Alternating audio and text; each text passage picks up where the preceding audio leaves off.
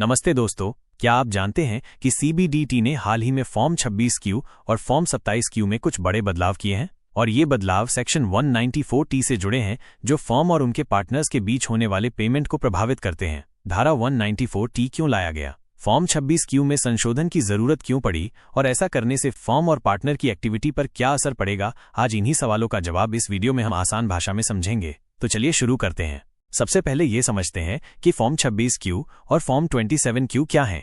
Form 26Q में उन सभी TDS कटौतियों की जानकारी दी जाती है जो सैलरी के अलावा अन्य पेमेंट्स जैसे इंटरेस्ट, कमीशन, रेंट आदि पर की जाती हैं। फॉर्म 27Q में उन TDS कटौतियों की रिपोर्टिंग दी जाती है जो भारत से बाहर रहने वाले लोगों नॉन रेजिडेंट्स को किए गए पेमेंट्स पर लागू होती हैं। दोनों फॉर्म्स को प्रत्येक क्वार्टर में अनिवार्य रूप से फाइल करना होता है ताकि TDS रिटर्न में सभी ट्रांजैक्शंस का सही विवरण दर्ज किया जा सके।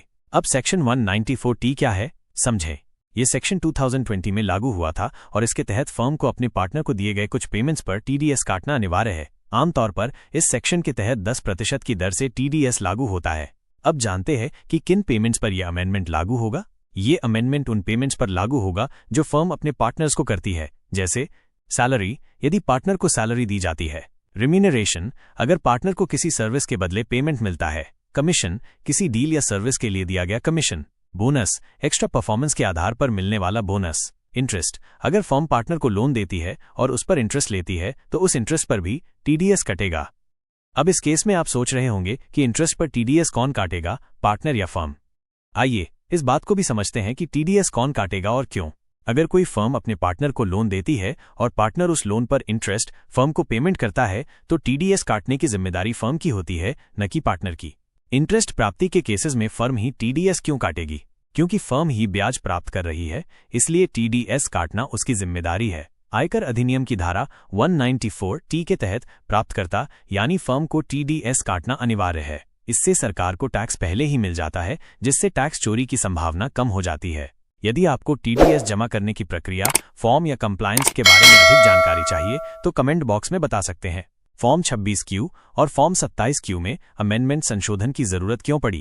पहले फॉर्म 26Q और फॉर्म 27Q में सेक्शन 194T के तहत किए गए TDS की रिपोर्टिंग का कोई स्पष्ट प्रावधान नहीं था। अब इस अमेंडमेंट से ट्रांसपेरेंसी बढ़ेगी और टैक्स इवेजन रोकने में मदद मिलेगी। सरकार के लिए टैक्स मॉनिटरिंग आसान होगी।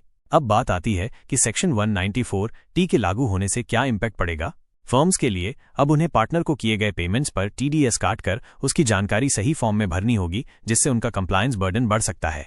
पार्टनर्स के लिए अब उन्हें इन पेमेंट्स पर TDS कटने के बाद ही नेट अमाउंट मिलेगा, लेकिन वे इसे अपने अंतिम टैक्स लायबिलिटी के खिलाफ एडजस्ट कर सकते हैं। गवर्नमेंट के लिए टैक्स कलेक्शन बेहतर होगा क्योंकि पार्टनर की इनकम पर पहले ही TDS कट जाएगा। तो दोस्तों, अब आप समझ गए होंगे कि CBDT ने फॉर्म 26Q और फॉर्म 27Q में सेक्शन 194T को शामिल करके TDS सिस्टम को और पारदर्शी बनाया है। इससे फर्म्स को थोड़ा एक्स्ट्रा काम करना पड़ेगा, लेकिन पार्टनर्स और सरकार दोनों को फायदा होगा। अगर आपको TDS, टैक्स फाइलिंग या इस संशोधन से जुड़ा कोई सवाल है तो नीचे कमेंट बॉक्स में जरूर बताएं। और हाँ, ऐसी ही उपयोगी जानकारी के लिए हमारे चैनल को सब्सक्राइब करना न भूलें। मिलते हैं अगली वीडियो में, तब तक टैक्स स्मार्ट बने और स्माइल करते रहें।